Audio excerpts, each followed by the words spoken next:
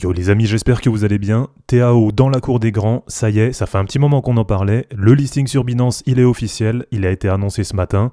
Et donc dans cette vidéo, je vais vous donner toutes les informations pour être prêt pour le listing, qui va se dérouler aujourd'hui 11 avril à midi UTC. Donc normalement, si je me trompe pas, ça doit faire 14h heure française. Et donc on va regarder tout ça ensemble. Et puis du côté de l'analyse technique, on va regarder un petit peu ce que ça peut engendrer.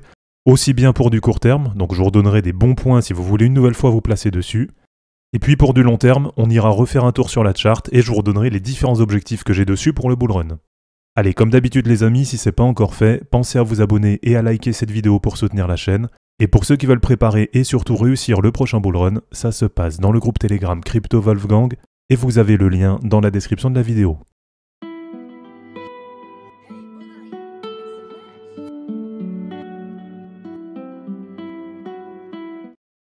Alors TAO, ça y est, c'est officiel, donc ça fait un petit moment qu'on l'attendait et qu'on en parlait. Donc le listing sur Binance, il va se faire aujourd'hui 11 avril à midi UTC. Bon, vous savez que j'ai toujours un peu de mal avec ça, mais je crois que ça doit faire 14h heure française.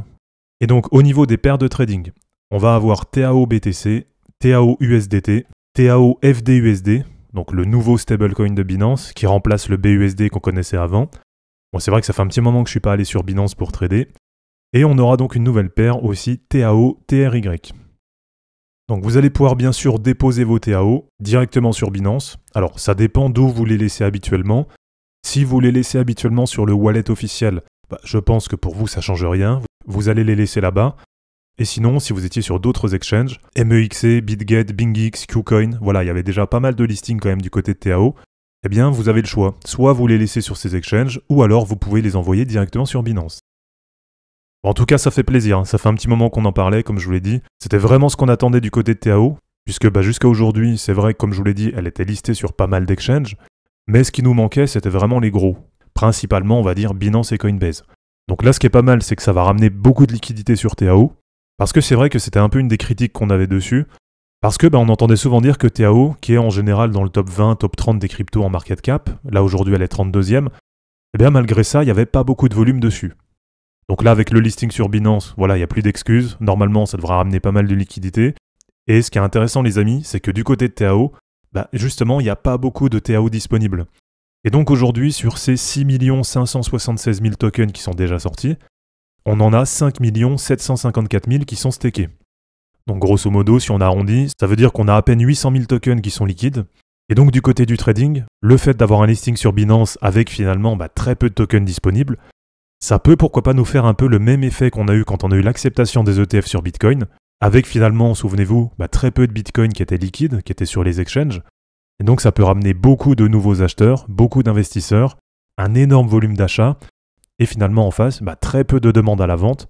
Et donc de ce côté-là, on pourrait pourquoi pas assister, alors peut-être pas à court terme, on aura peut-être un sell the news, mais peut-être sur les prochaines semaines, on pourra assister, on va dire, à un manque de liquidité sur TAO, puisqu'on n'aura pas beaucoup de TAO disponibles à la vente sur les exchanges, et en face une forte demande d'achat, et ça, ça peut être complètement explosif pour le prix. Alors TAO, si ça vous intéresse, j'ai déjà fait plusieurs vidéos d'analyse technique dessus, avec notamment une des dernières analyses qui datait du mois de janvier, donc c'était une analyse du 15 janvier 2024. À ce moment-là, TAO, ça valait à peu près 220 $, et dans la vidéo, voilà, je vous annonçais que pour moi, on était proche d'une nouvelle vague haussière, et je vous donnais différents objectifs dessus en termes de prix, avec notamment un gros objectif que j'ai dessus autour de 2500 $ pour le bull run. Donc les objectifs, ils sont déjà mis ici. Et si vous me suivez régulièrement, notamment sur Twitter et sur Telegram, donc d'ailleurs si c'est pas encore fait, je vous invite à aller me suivre dessus, puisque je partage régulièrement des charts avec des objectifs, des points de recharge, mon sentiment de marché, etc. Et là, assez récemment, souvenez-vous, je vous ai repartagé cette charte, puisque ça faisait plusieurs semaines, voire même quelques mois, que je vous disais que du côté de TAO, on allait avoir un retest de la trendline autour de 480 $. Donc quand on était autour des 700 $, je sais que ça paraissait sûrement insensé pour certains, mais comme d'habitude, comme je le dis dans le tweet, avec de la patience, on arrive toujours à rechoper des bons points d'entrée sur les cryptos. Et donc là, c'est exactement ce qui s'est passé sur les dernières semaines. Donc on a bien eu la correction avec l'appui sur la trendline. Et en termes de prix, c'est même descendu un peu plus bas. Voilà, vraiment au point bas, vous aviez moyen de la choper autour de 470 $. En tout cas de mon côté, comme je vous l'ai partagé, j'ai rechargé à 480, c'était vraiment le plan que je m'étais défini sur TAO. Et donc pour l'instant, avec la nouvelle d'aujourd'hui du listing de Binance, forcément le prix l'a pumpé un peu, donc on est revenu quasiment à 690 $. On va voir un petit peu comment ça va évoluer sur la journée. Puisque bien sûr, ce qui peut arriver, ça va être un petit sell the news, donc tout simplement une vente au moment du listing. Mais en tout cas pour du long terme, voilà, moi de mon côté, je suis vraiment optimiste dessus.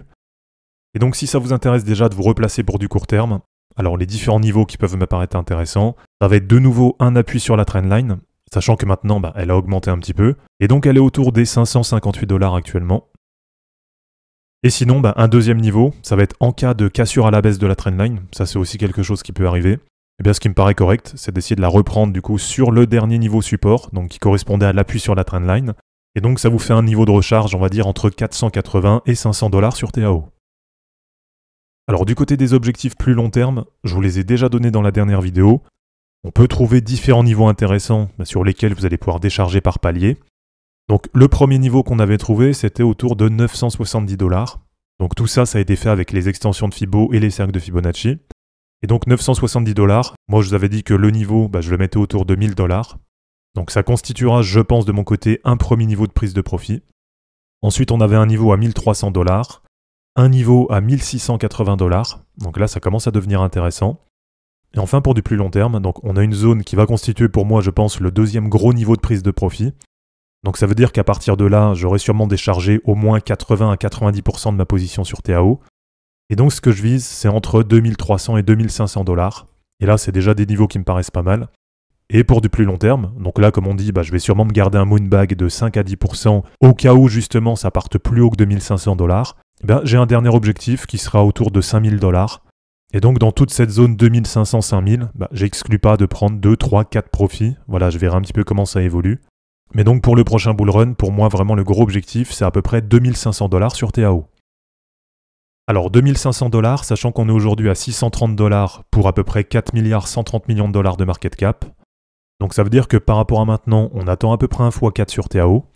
Et donc en termes de market cap, 2500 $, ça nous met TAO autour des 16 à 16,5 milliards de $. Donc ce qui est un objectif tout à fait atteignable, pour moi c'est tout à fait cohérent. Et si je vous remontre un petit peu ce qu'on avait en termes de market cap sur les cryptos lors de l'ATH des cryptos en novembre 2021, donc là c'est aussi pour vous montrer un petit peu la cohérence des objectifs.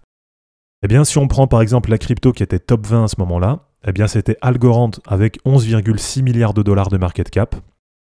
Sachant qu'aujourd'hui TAO est 32e, mais voilà, je vous en ai déjà parlé. Mon sentiment dessus, c'est quand même assez bullish, donc je pense que TAO va surperformer pas mal de cryptos qui sont aujourd'hui par exemple entre le top 20 et le top 30. Donc globalement, je pense qu'on va trouver TAO à peu près dans le top 20 sur le prochain bull run, voire peut-être même un petit peu mieux. Mais déjà si on s'en tient au top 20, donc comme je vous l'ai dit sur le dernier bull run, en 20e position, on avait Algorand avec à peu près 11 milliards 500 millions de $ de market cap.